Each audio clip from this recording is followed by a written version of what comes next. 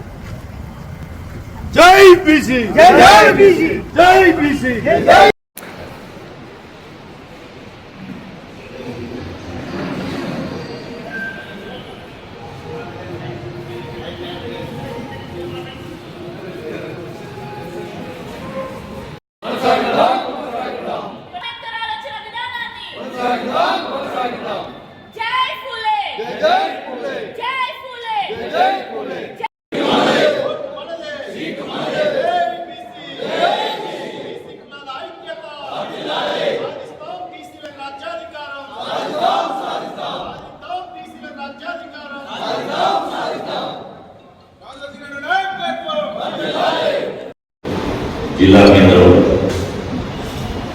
బీసీల ఆత్మీయ సమావేశానికి అధ్యక్షత వహిస్తున్నటువంటి జిల్లా అధ్యక్షుడు నల్లవేలి శంకర్ గారు ఈ కార్యక్రమంలో నాతో పాటు పాల్గొంటున్నటువంటి అన్న ఫిషరీస్ కార్పొరేషన్ రాష్ట్ర మాజీ చైర్మన్ అయినటువంటి చేతి ధర్మన్న గారు, అదేవిధంగా పెద్దపల్లి గడ్డ మీద బడుగుల జెండా ఎగరేయాలని అనునిత్యం ఉన్నత అవకాశాలను అందుకుని ఉజ్వలమైనటువంటి భవిష్యత్తు సుఖాలను అన్నిటిని త్యజించి ప్రజలతోటి నా జీవితం,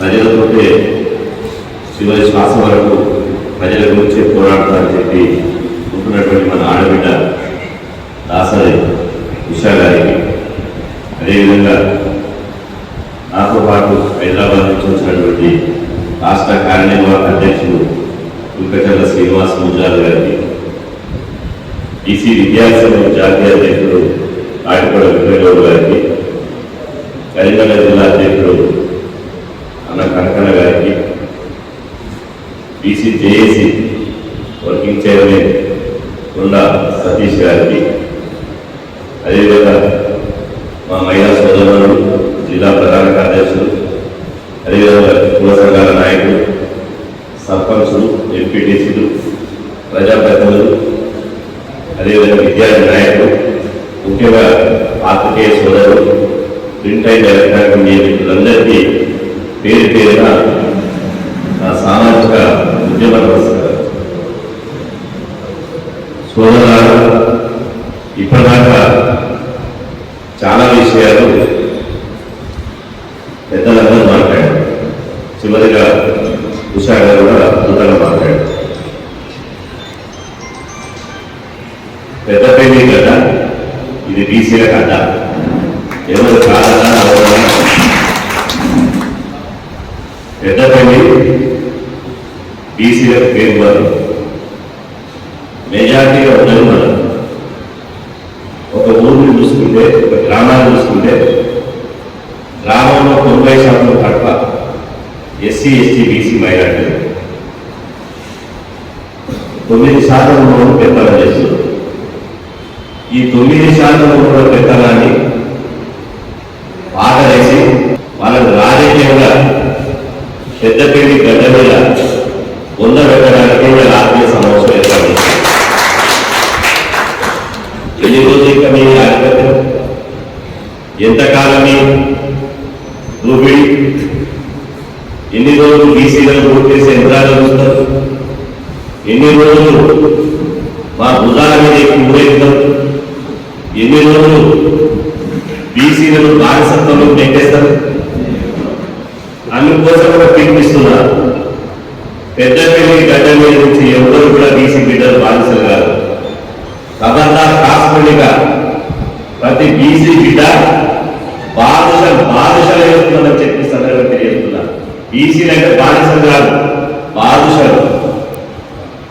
ఎవరికి తక్కువ లేదు, ఎందులో తక్కువ లేదు. బలహీన వర్గాలు అంటున్నారు. ఎవడు బలహీన? జనాభా ఎవడు బలహీన? వాడి కులం సంఖ్య ఎవరు బలహీన? దమ్ము ధైర్యం ఎవరు బలహీన? డాక్టర్ దగ్గర పోతాం, రోగం వచ్చిపోతే ఏమంటాడు? చాలా బలహీనంగా ఉన్నా, పండు లేదు, గుడ్డు లేదు, పాలు రాగలడు. ఎందుకంటే బలహీనంగా ఉంటారు. ఇలా 60% జనాభా ఉంది, 150 ఉన్నారు బలహీనత. బలహీనత బలహీనలు కాదు, బలమైన వర్గాలు బీసీలు, బలమైన వర్గాలు బీసీలను గుర్తుపెట్టుకోండి. పెద్దపల్లి జిల్లాలో 3 ఉంటే ఒక ఎమ్మెల్యే ఉన్నాడు. రేపు వచ్చే 2020 ఎన్నికల్లో అగ్ర కులాలు తలకాయ కింది పెట్టి కాలు పైకి లేచినా ఈ గడ్డ మీద నుంచి అగ్ర కులాలను ఎమ్మెల్యేగా గెలవనీయము. 2020 ఎన్నికల్లో తెలంగాణ రాష్ట్రంలో 60 మంది బీసీ బిడ్డల్ని గెలిపించి అసెంబ్లీ పంపించే బాధ్యత బీసీ ఉద్యమం తీసుకుంటుంది. 60 మంది బీసీ బిడ్డలు గెలిపించే బాధ్యత బీసీ ఉద్యమం తీసుకుంటుంది. 60 మందిలో మొట్టమొదటిగా బీసీ ఎమ్మెల్యే గెలిపించే బాధ్యత పెద్దపల్లి నుంచే మొదలుపెట్ట. ఎవడొస్తున్నాడు రండి, మీ కాలం చెల్లింది, అగ్రకులాల కాలం చెల్లింది, గుర్తు పెట్టుకోండి బిడ్డ. ఇది వెనుక కాలం కాదు. మా తాతని మోసం చేశారు, మా తమ్ముళ్ళని మోసం చేశారు, ఇక మమ్మల్ని మేము మోసపోవడానికి సిద్ధంగా లేదు. గుర్తు పెట్టుకోండి, ఈ తరం జంజీ ఉద్యమ తరం. ఈ తరం ఏంటి? జంజీ ఉద్యమాలు నడుపుతున్న తరం. ఈ తరం కాక్రోజు ఉద్యమాలతో ఉవ్వెత్తున లక్షల మంది రోడ్లకు కూర్చోబెట్టి తరం. ఉవ్వెత్తున సామాజిక విప్లవం మొదలైన తెలంగాణ రాష్ట్రంలో గుర్తుపెట్టుకోండి. ఆ సామాజిక విప్లవం పోరాటాల పురిటి గడ్డ. ఎన్నో విప్లవాలు, సామాజిక మార్పులకు పురుడు పోసుకున్నటువంటి పెద్దపల్లి గడ్డ మీద నుంచే సామాజిక విప్లవాన్ని మొదలు పెట్టాం. ఇవాళ వాడు కాకపోతే వీడు కాకపోతే వాడు. మీ తాత జాగిరా రాసుకొచ్చుకున్నారా? అగ్రిమెంట్ మీకు మాకేమన్నా, మీకు మాకేమన్నా గుర్తుందా? బిడ్డ పెద్దపల్లి నుంచి నేను బీసీ సమాజానికి విజ్ఞప్తిస్తున్నా. తెలంగాణ రాష్ట్రంలో 2025లో అగ్రకులాలకు బీసీలు ఓటు వేయడం నిరాకరిద్దామని చెప్పి సందర్భంగా ప్రకటిస్తున్నా. అగ్రకులాలకు ఓటేస్తే నీకు నీవే దహించి వేసుకున్నట్టు లెక్క. చీము మెరుగుతున్నటువంటి ప్రతి బీసీ బిడ్డ, మనకు తోడుగా ఎస్సీ ఎస్టీ మైనారిటీ సమాజం అంతా ఓటు మనదే, సీటు మనదే విధానంతో మన ఓటు మనం వేసుకొని 60 మంది బీసీ బిడ్డలను ఎమ్మెల్యే గెలిపించుకొని తెలంగాణ గడ్డ మీద పాపన్న ఏలిన కోట మొఘల్ సామ్రాజ్యాన్ని కూలదోసి సర్దార్ సర్వాయి పాపన్న ఏలిన కోట. ఆ కోట మీద ఒక బీసీ బిడ్డను ముఖ్యమంత్రులు తీసుకుని త్రివర్ణ పతాకం ఎగరేసేటువంటి రోజు కోసం మనం ఐక్యమైనామని చెప్పి సందర్భం చేస్తున్నాం. ఇవాళ ఎట్లా ఉంది పాలన అంటే, ఒక పార్టీ ఉంటే తెలంగాణ రాకముందు ఒక పార్టీ ఉంటే ఆయనే, తెలంగాణ వచ్చిన తర్వాత ఆయనే. మరి తెలంగాణ వచ్చినట్టు బలిదానం ఎవరు చేసిండు? మీ తాత మీ ఇంట్లో ఎవరైనా బలిదానం చేసిందా? మీ ఇంట్లో ఎవరైనా సగం చేసిందా? మీ ఇంట్లో ఎవరైనా దేశం పెట్టి జైలు పోయిందా? మీ ఇంట్లో ఎవరైనా బతుకమ్మ ఆడినా? మీ ఇంట్లో గదల లెక్క, విమలక్క లెక్క, లేకపోతే వేల మంది బహుజన కళాకారుల లెక్క గద్ద కట్టుకుని దూర్నాలు చేసి తెలంగాణ ఉద్యమం నడిపించదా? ఎవ్వరు నడిపేరే. త్యాగాలేమో మాయి, బోధాలేమో మీయా. బిడ్డ ఈ ఆటలు సాగవిగా, సాగవు కాచుకోండి. మిమ్మల్ని మా ఓటు వారి ఆయుధంతో గుర్తుపెట్టుకోండి. 1,00,000 ఏకే పాఠశాలల కంటే పదలేదు. ఓటలు ఏది? 1,00,000 ఏకే పాఠశాలల కంటే పదలేదు. రాకెట్ లాంచర్ కంటే పదలేదు.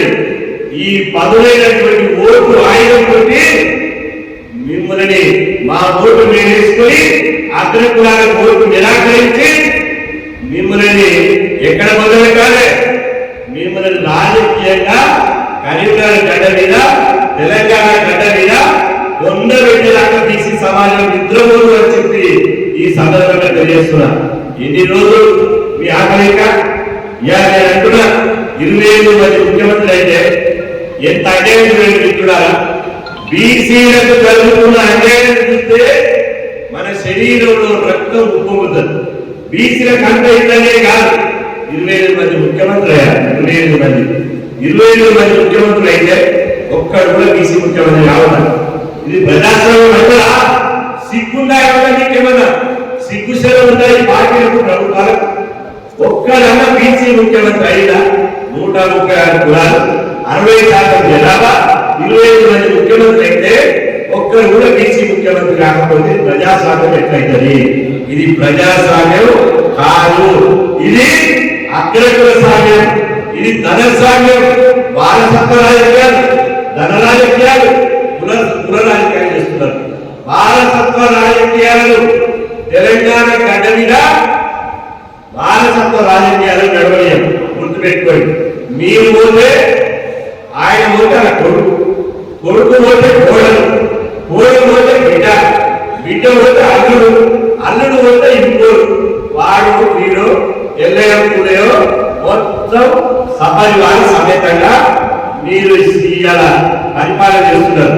నేను అంటున్నా బీసీలు అంటే ఇక్కడి నుంచి ఒకటే పిలిపిద్దా, మీరు గోడలతో రాయండి, మీరు ఉన్నటువంటి గోడలతో రాయండి.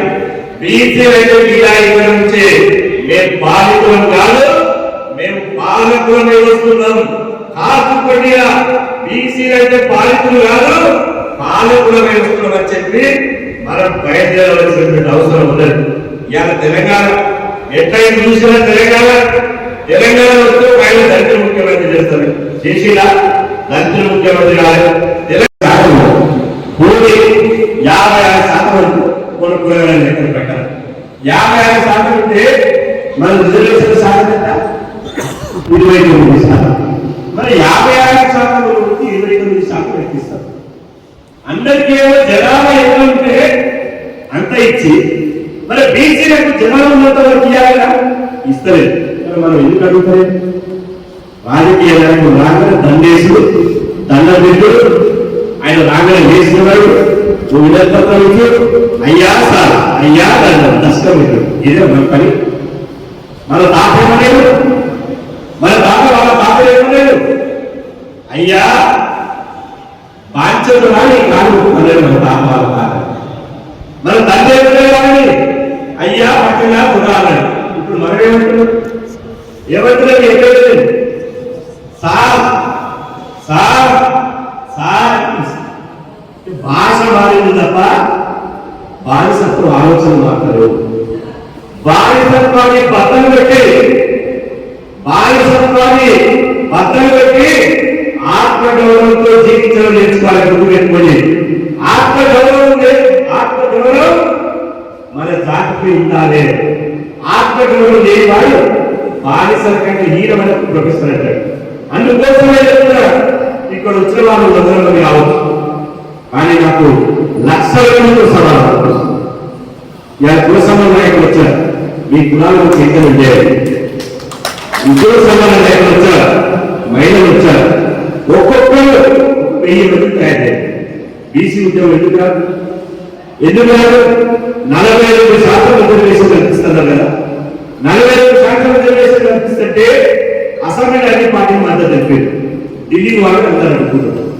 మరి మన భయం ఉంటే బీసీలంతా వాళ్ళ రిజర్వేషన్ అడ్డుకుంటే, బీసీల నోటికాల ముద్దలు అడ్డుకుంటే వాళ్ళు తల్లి తగ్గిపోతున్న భయం వాళ్ళకుంటే అడ్డుకుంటారా? అలా లేదు. అదే ఎస్సీల జోలికి ఉన్నారు. ఎస్సీల జోలికి ఉండరా? ఒక్క తీగలకు ఇష్టమైనప్పుడు స్నానం చేయకుండా అంబేద్కర్ దానేసాడు. వాకింగ్ వేసి ఏం చేసిండు? దళిత సంఘాలు తీగలకు ఇష్టాలని అనుకుని 24 గంటలు అంబేద్కర్ గారికి కాలు పెట్టించింది. గది ఉద్యోగం అంటే, గది పౌరుషం అంటే, గది ఆత్మగౌరవం అంటే నష్టపడతారు. మనం 45% రిజర్వేషన్ చెప్తున్నా సరిసప్పుడు లేదు. మన రిజర్వేషన్ జనాభా వ్యవస్థ ప్రకారం చెప్తున్నా సరిసప్పుడు లేదు. ఇక దేశవ్యాప్తంగా జరగడం నడుస్తుంది, దేశవ్యాప్తంగా జరగడం నడుస్తుంది. మేము ఢిల్లీ ఉంటున్నాం, ప్రత్యేక రైలు ఇప్పుడు ఉపాసం ఉంటున్నాం, ఎండలు ఎదుగుతున్నాం, రాను నడుస్తున్నాం. బీసీ ఉద్యమం చేయాలి గవర్నెన్స్ మనకు సహకరించడం తప్ప మనకు కాన్స్టిట్యూషన్ పవర్ లేదు, పొలిటికల్ పవర్ లేదు. 10 రూపాయలు ఇచ్చేటప్పుడు అయినా ఈ ఉద్యమాన్ని అడుగు కూడా పేరు తెగే వరకు ఉద్యమం నడుపుతుంది. దీన్ని కలిగించి దీని రాక ఉద్యమం నడుపుతుంది. మాకు కులగన చేయండి ప్రధాన ఉంటుంది. ఏమన్నా మా జనాభా ఎక్కడ తీయండి, ఈ దేశంలో కుక్కలకు నక్కలకు పురులకు జంతువులకు లెక్కలు లేవు, బీసీలకు ఎందుకు లేని లెక్కలు ఎందుకు తీస్తారని తీస్తాని మొన్న 33% ఇంటికి వచ్చింది. 33% ఏముంది? మీరు ఎస్సీ కుటుంబమా, మీరు ఎస్టీ కుటుంబమా, మీరు ఎస్సీ కుటుంబమా, మీరు ఎస్టీ కుటుంబమా అని ఇలా దాని పక్కపడి ఎస్సీ ఆబ్లిక్ ఎస్టీ ఆబ్లిక్ మీరు బీసీ కుటుంబం అంటే వాళ్ళ ముందేవడం పోయిందా? మీ బీసీ కుటుంబం అంటే వాళ్ళ ముందేవడం పోయిందా? అడుగుతలేదు. మీరు బీసీ కుటుంబం అని అడుగుతలేదు. మనకి ఎంతమంది మన ఎమ్మెల్యే వచ్చినప్పుడు మన ఎంపీ వచ్చినప్పుడు ఎంతమంది కేంద్రాలకు బయట సంజయ్కి ఒక వేలుపత్రం ఇచ్చాం, ఎంతమందిని కలెక్టరేట్ కూర్చున్నాం, ఎంతమందిని అంటే నువ్వు బీసీ కాదా అడగడానికి కూడా వాళ్ళు చెప్పుకుంటే మనం పోరాడకపోతే మన తరపున ఎవరు పోరాడతారు? మన తరపున ఎవరు పోరాడలేదు. అందుకోసమే ఇవాళ ఒక్కడి గుర్తు పెట్టుకోండి, తెలంగాణ కథ ఎన్నో పోరాటాలకు పుట్టింది, ఎన్నో విప్లవాలకు నాంది. భారతదేశంలో తిరగబడి పోరాడే రైతు 2 రాష్ట్రాలకు ఉంటారు. ఒకటి ఫస్ట్ తెలంగాణ, 2 పంజాబ్. తెలంగాణలో నాజీలకు నవాబులకు వ్యతిరేకంగా తెలంగాణ రైతాల సాయుధపడడం జరిగింది. నాజీలకు నవాబులకు రజాకాలకు వ్యతిరేకంగా తెలంగాణ రైతాల సాయుధపడడం జరిగింది. అయిపోయింది. ఆంధ్ర పెట్టుబడిదారులకు వ్యతిరేకంగా తెలంగాణ మలిదశ, తెలంగాణ తొలిదశ ఉద్యమం అయిపోయింది. తెలంగాణ భూస్వాములకు వ్యతిరేకంగా, దురభూస్వాములకు వ్యతిరేకంగా నక్సల్ మరి ఉద్యమం జరిగింది. అది అయిపోయింది. తెలంగాణ రైతాంగ సాధించడం అయిపోయింది. ప్రత్యేక తెలంగాణ ఉద్యమం అయిపోయింది. నక్సల్ మరి ఉద్యమం అయిపోయింది. వీళ్ళకి మిగిలింది బీసీ ఉద్యమమే, సామాజిక న్యాయ ఉద్యమమే. అందుకోసమే ఇవాళ రాష్ట్రమంతా 4 దశగట్టి బీసీలు ఒక్క పార్టీ తీసుకొచ్చి 60 మంది బీసీ బిడ్డలు గెలిపించుకోవాలి. అదేవిధంగా 9 మంది పార్లమెంట్ సభ్యులు గెలిపించుకోవాలనుకుంటున్నారు. రేపు ఎంత అయ్యారంటే నేను చివరిగా చెప్తున్నా, రేపు మహిళా గెలుస్తుంది. చాలా ఫోన్ చేసి మన మహిళా సోదరులు మహిళా బిల్లు బీసీ మహిళలకు సంపూర్ణ లేకపోతే ఆ మహిళా బిల్లు మా పొద్దున చెప్పారు. మహిళా బిల్లు నేను ఓపెన్ వ్యతిరేకిస్తున్నామని చెప్పిన చాలా మంది ఏంటన్నా మహిళా బిల్లు వ్యతిరేకిస్తున్నారు. నేను అన్నా ఇప్పటిదాకా దొరలు పరిపాలించు, ఇప్పటిదాకా పటేలు పరిపాలించు, మహిళా బిల్లు పేరుతో కోరుస్తారు. వాళ్ళ భార్యలు, వాళ్ళ కోడళ్ళు, వాళ్ళ కూతురులు, వాళ్ళ కుటుంబాలు దూరం కొట్టుకుంటా వాడేవాళ్ళు వాళ్ళు వస్తారు. మరి మహిళా బిల్లు వస్తే మన దాస వస్తుందా? వస్తుందా? ఎప్పుడు వస్తుంది? మహిళా బిల్లు బీసీ మహిళలు చదువుకోవడంటే రిజర్వేషన్ అయితే సచ్చినట్టు ఏ పార్టీ అయినా మన బీసీ ఆరోగ్యాలు అప్పుడు మనం గెలిపించుకునే అవకాశం ఉంటుంది. ఇవాళ మహిళా బిల్లు బీసీ మహిళ చదువుకోవడం అక్కడ కూడా కొన్ని ఎక్కువ విషయాలు ఉంటున్నాయి. వాళ్ళకు చెప్పాలంటే పెద్ద భారతలు పెద్ద గ్రంథం అయితే ఇంకా 24 రోజులు చెప్తే అయిపోయింది. 4 రోజులు చెప్తే వాళ్ళ గురించి అయిపోతుంది. ఇలా నియోజకవర్గాల పునర్విభజన జరుగుతుంది, గ్యారెంటీ జరుగుతుంది, గుర్తు పెట్టుకోండి. మహిళా బిల్లు వస్తుంది, నియోజకవర్గాల పునర్విభజన వస్తుంది. దీని ప్లాన్ ఏంటో తెలుసా? మహిళా బిల్లు తీసుకొచ్చి అట్లా చేస్తే అయిపోతుంది.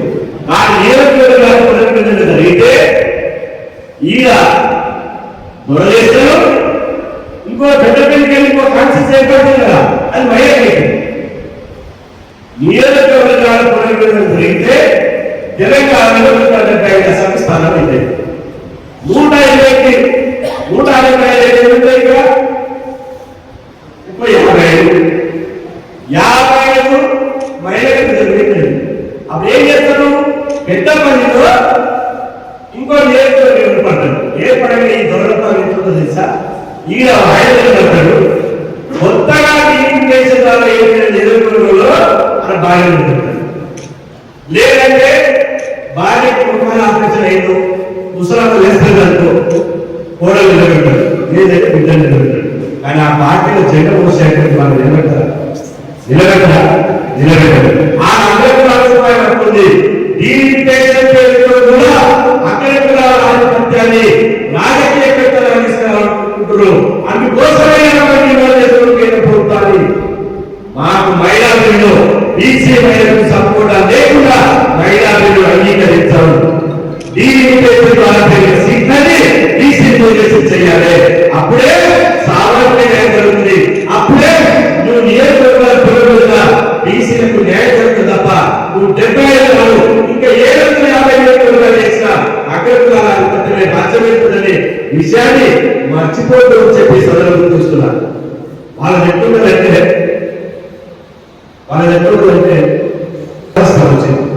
జిల్లాలు ఏర్పడుతుంది.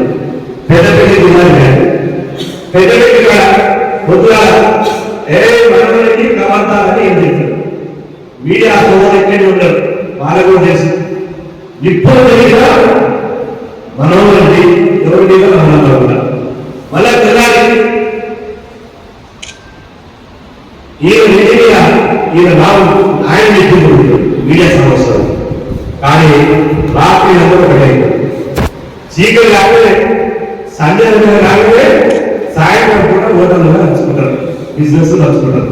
నేను ఒక ఉదాహరణ పెద్దపల్లి జిల్లా కావాలి అని మనం దాని చేసి మనమే వ్యక్తి ఉంటాం, వాళ్ళకు రిజిస్ట్రేషన్ ఆవిష్కారం. ఎందుకు పెద్దపల్లి జిల్లా అయితే జిల్లా కలెక్టరేట్ ఎక్కడ పెట్టాలి, జిల్లా కలెక్టరేట్ ఎక్కడ పెట్టాలి, ఎస్పీ ఆఫీస్ ఎక్కడ పెట్టాలి, జిల్లా ఆఫీస్ అంటే ఎక్కడ పెట్టాలి పెట్టాలంటే కూర్చుంటారు. అక్కడ కూర్చొని మనకు పంచాయతీ మీరు ఎక్కడది పెద్దపల్లి అంటున్నా 40 ఎకరాలు ఉంది. ఈ 50 ఎకరాలు ఎంత ఉంది? 5 లక్షలు ఉంది. ఈ 5 కోట్లు కావాలంటే జిల్లా కలెక్టరేట్ భవన్ ఈ భూమి దగ్గర వెళ్తా. ఓకే, జిల్లా కలెక్టరేట్ భవన్ ఆ దూరాల దగ్గర పెట్టేస్తారు. ఇక చూడండి నేను అయిపోయింది. అదే మీరు ఎస్పీ ఆఫీసు, జిల్లా ఎస్పీ కార్యాలయం, పోలీస్ క్వార్టర్స్ నీ దగ్గర పెడతావు. నేను 100 ఎకరాలు ఉంది, నీ దగ్గర పెడతావు. 10 లక్షల నుండి 10 కోట్లు అయిపోతుంది. మళ్ళీ ఇంకో నీ దగ్గర ఐటీ హబ్ సాఫ్ట్వేర్ వస్తుంది కదా, ఐటీ హబ్ నీ దగ్గర పెడతాం. లేదా వ్యాపార కేంద్రాలు నీ దగ్గర పెట్టాం, లేకపోతే ఇంకో కంపెనీ తెచ్చి నీ దగ్గర పెట్టాం ప్రభుత్వం నుంచి. ఇది 50 ఎకరాలు ఉంది, ఇది 5 లక్షలు ఉంది, 5 కోట్లు అని చెప్పి వాళ్ళు హైదరాబాద్ కూర్చొని స్థాపనలో కూర్చొని పుచ్చుకుని ఎవరికి వారి కోర్టు కనపరుచుకుంటే మనకు టెంకీలో కూర్చొని నేను తీసేసిన పార్టీ నువ్వెట్టొస్తావా, నేను తీసేసిన నువ్వెట్టొస్తావా అని చెప్పిన తర్వాత ఇక వాళ్ళు మొత్తం సీకే అవుతారు. 100 లక్షల 100 కోట్లు అయింది. ఏం చేస్తారు? ఇక్కడ ఫోన్ చేసి పెద్దపల్లికి కాంగ్రెస్ అని ఫోన్ చేస్తాడు. ఏమన్నా రాముడువా రావులంటే రావులు మామూలు చెప్తున్నాడు. ఏం అన్నయ్య ఉండవా సార్, ఇప్పటిదాకా పోలీసు రాగలుగుతా నా మీద 100 కేసులు లేదు, ఆయన 100 కోట్లు దోసుకుంటాడు. ఈయన నా మీద 100 కేసులు లేదు సార్. జిల్లా సాధన నువ్వు వీరి మీద అన్నట్టు నేను సాయంత్రం ఊహిస్తాను చెప్తా. మరో పిల్లలు 5,000 10,000 చెప్తాడు. ఇక మనలో వేసి చెప్పి అప్పటిదాకా సైలెంట్ ఉంటాడు. ఇక 3 నువ్వు చెప్తాడు 3 నా పొలం చూసినవా పెద్దపల్లి అంటే ఎంత ప్రేమ సాగు పెద్ద సాగు పెద్దపల్లి అంటే ఇంత ఖర్చు పెట్టుకుంటాడు చెప్తాడు. ఇక ఆ సాగు గులాబీ సాగు అయితే చెప్తాడు ఏమి ఉండవా ఉన్న సాగు పెద్దపల్లి నువ్వు ఇంకో భాష నువ్వు నా పేరు చెప్పి తీసుకో మనని మత్తలు వచ్చి తాయి నిజమేయక మన మత్తలు వస్తే మన 100 కోట్లు 1000 కోట్లు సంపాదించి ఎన్నికల్లో వచ్చి మన ఓటుకు వెలగొట్టి వీరి వృత్తికి 10 ఓటుకు అమ్ముడు వేయటువంటి మన సిద్ధాంతం ఉంటే వాటి పోయి దళితులు ముఖ్యమంత్రి చేస్తాడు ఆయన దళితుడికి రాజకీయ పత్రం చేసి బీసీని ముఖ్యమంత్రి చేస్తాడు ఆయన ఈటల రాజకీయ పత్రం చేశాడు. ఇవాళ ఏమంటారు ఒక ఆయన ఏమన్నా రేవంత్ రెడ్డి గారు ఒక గొప్ప స్టేట్మెంట్ ఇస్తుంది ఏమని 2034 వరకు నేనే సీఎం 2034 వరకు నేనే సీఎం అంటే ఓ నా బీసీలా ఎస్సీలా ఎస్టీలా మీరు ఓటు వేసేందుకే ఉంటారు అన్న రాహుల్ గాంధీ వేదికకి రావాల్సిన సతీష్